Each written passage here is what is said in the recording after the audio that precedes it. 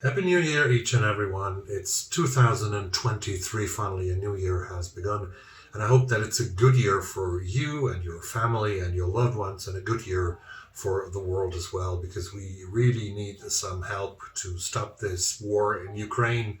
We need help to stop climate change, to turn it around, and so many other things. So there's a lot to do, and it's not so difficult for 2023 actually to be better than 2022. Nonfiction has a big role in learning about the world and about the issues that our world is dealing with. And in 2022, I finished and read 6 nonfiction books that I would recommend to you on this New Year's Day of 2023. Let's get started.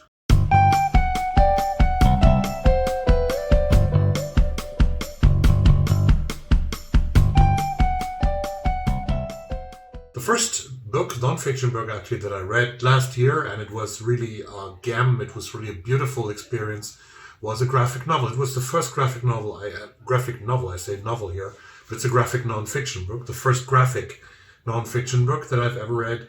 And this is Kristen Radtke from the United States, and her book is called CQ, A Journey Through American Loneliness, where she is analyzing loneliness, and she is approaching the topic of loneliness that is millions of people are dealing with around the whole world, and especially also in the United States and the big cities, but also in small cities. She's approaching this topic from very different sides, from the science side, where there's a lot of research going on about loneliness, but also from private side, and also from personal perspective that each and every one of us has on this topic of loneliness. Great book by Kristen Radtke, published by Pantheon Books in July 2021 already, but I read it in January last year. When the war began in Ukraine, actually it didn't begin in 2022, on February 24, when Russian troops invaded Ukraine from all kinds of sides. It has begun already in 2014, when Russia enacted Crimea, which is a part of Ukraine that belongs to Ukraine, but thousands of soldiers without marks on their uniforms invaded Crimea. So the war actually began in 2014, but the big war began in 2022. And when that war began, I wanted to learn more. I wanted to read more about the Russian leader, fascist leader, Vladimir Putin. And there's an immensely great book by Masha Gessen that was written 10 years ago, actually 11 years ago, in America. It is called The Man Without the Face, The Unlikely Rise of Vladimir Putin. And it was published by Riverhead on March 1 in 2012. In this book, Masha Gessen, a journalist who grew up in the Soviet Union, who studied in the Soviet Union, I think in Moscow at Lomonosov University, but then because of because of their Jewish background and American ancestry as well, moved between the Soviet Union and the United States. But finally, when the situation in Russia became too difficult for them, moved over to the United States. And Masha Gessen is a very intimate expert on life in the Soviet Union, but also in Russia. And they have written this enormously good biography about Vladimir Putin, which is called The Man Without a Face, which describes his rise from being a very bullying boy in St. Petersburg, Russia, growing up and sort of slowly manipulating his way through the ranks, first in his home city of St. Petersburg with its 6 million people at the Baltic Sea, but then also to Moscow and to the highest ranks in the Kremlin, where he now sits as the unthreatened president for a lifetime if he wants to do so. Third book I studied actually yesterday on New Year's Eve. We had the 63rd killing by guns in Sweden in 2022. You who live in America, you who have 25,000 gun killings each and every year might think this is nothing, but for Sweden it's a new record. It's a new threatening and dangerous record, because the highest number of killings before was in the year 2020 and 21. It was 49 killings, and now we have 63, a rise by more than 30%. And even last night on New Year's Eve, somebody was killed outside McDonald's in the Stockholm suburb of Vällingby, and 2 other people were injured. And the Swedish journalist Diamant Salihu has written a book that I read in last year. It's called Tits, alla, Until Everyone Dies. and it describes a part of the gang wars in Sweden, a part that plays out in the suburb of Rinkeby outside Stockholm, where childhood friends became enemies and became deadly enemies, and where they sort of killed each other. He has talked to people on all sides, to police, to parents, to perpetrators, also to victims who have survived, and he describes this situation in Sweden, Rinkeby, in a very dense, very atmospheric way, and he has really great knowledge about why this has all happened and why it's still happening and why we can't stop it right now. I saw a TV documentary recently where somebody said it takes at least 10 years to stop a development like that, because the gangs are recruiting even ever more younger kids and more children to their gangs. Then it was time to read something from the UK, from Kehinde, the first British professor for Black Studies at Bristol University. He wrote a book called The New Age of Empire, How Colonialism and Capitalism Still Rule the World. It's a book from a left side of view, the political left.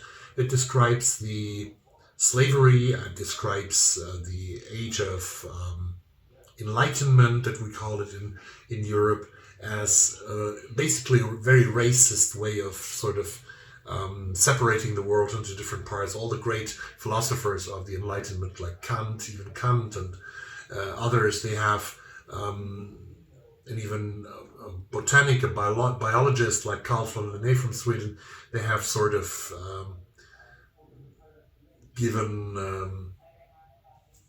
they have sort of put humans into different kinds of classes, and black people were in the last and lowest of the classes, for example, according to Linné. The New Age of Empire describes the history of slavery, that a country like the United States was built on slavery, but also on kind of slavery and imperialism that was sort of given to the US by their motherland, by the United Kingdom, which was the greatest empire in the world at its highest time, with owning 1/4 of the whole area of the world and exploiting it and killing thousands and millions of people in the end.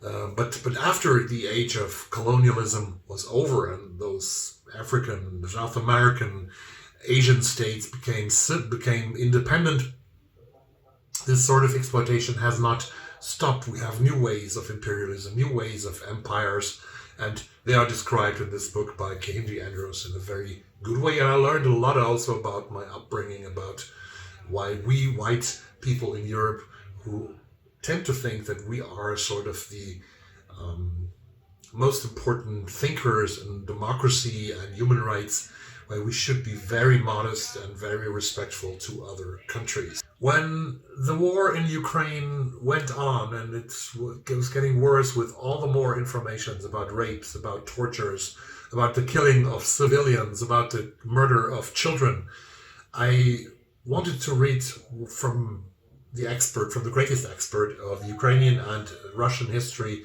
that is in the United States, Yale professor of history Timothy Snyder, who has published his book, The Road to Unfreedom, in 2019. And in The Road to Unfreedom, Timothy Snyder explains his theory that I bought directly, where he is describing the world and its conflicts in the United States, where we have the Trump movement, the MAGA movement, Make America Great Again, which is basically wanting to take America back to a point in time when everything was great, when everything was beautiful, when there were no homosexual marriages, when there was an abolishment of abortion, when black people couldn't vote, and things like that. That was when America was great. Some people want to go back to those dark times before, and this calls Snyder the politics of eternity, that you want to go back to a certain point in time and want to make this moment that was so good, so great, so beautiful, you want to make this moment eternal. And that's why it's the politics of eternity, that is wanting to halt the development at a certain point and not let it carry on. On the other side is the politics that maybe you and definitely I am supporting, and this is the politics of inevitability, which goes out from the point that the world is going to change. Things are going to change. Things are going to be different, and we have to adapt to that. We have to try to steer the world and steer the ship of the world in that ever-changing world, and that inevitability, the change is always coming and it's inevitable, and we have to deal with it in a human and democratic way by respecting others, by respecting human rights, and by respecting the development of the planet also, and trying to save it from climate change, for example, and not neglecting it. And in this book, The Road to Unfreedom, Timothy Snyder describes mainly and basically how Russia has tried to disturb democratic movements, not only in its own country, in Russia, where it has developed more and more and more into a very dark fascist now dictatorship of 2022 and 23, how they have tried to destabilize Ukraine and how they neglected the right to existence of Ukraine, but also how Russia has influenced the election of Donald Trump in 2016, has always tried to influence the election of people who are going to lead Western countries or Western European countries into more chaos in order to destabilize them, in order to make the own system, the own dictatorship in Russia more stable. So this is very well described in The Road to Unfreedom, and we are partly on a road to unfreedom, says Timothy Snyder. This book is timely. It's from 2018. You should absolutely read it, and I think it opens your eyes as it opened my eyes. In October of 2023, finally, the last of the 6 books that I want to recommend as non-fiction works that I consumed, that I read last year, and that helped me enhance my knowledge about the world and certain things on it, was Maggie Haberman's book about Donald Trump, Confidence Man, The Making of Donald Trump and the Breaking of America. Maggie Haberman is probably the most intimate expert on Donald Trump. She works for the New York Times, and she has written numerous articles about him. She was sort of the Times' expert on Trump, and Trump has met her so many times. Haberman has written articles about Donald Trump that when he read them, he didn't like them at all. He sort of classified Haberman as a third-class journalist, as a bad journalist. But then again, he called her and asked her to talk to him again.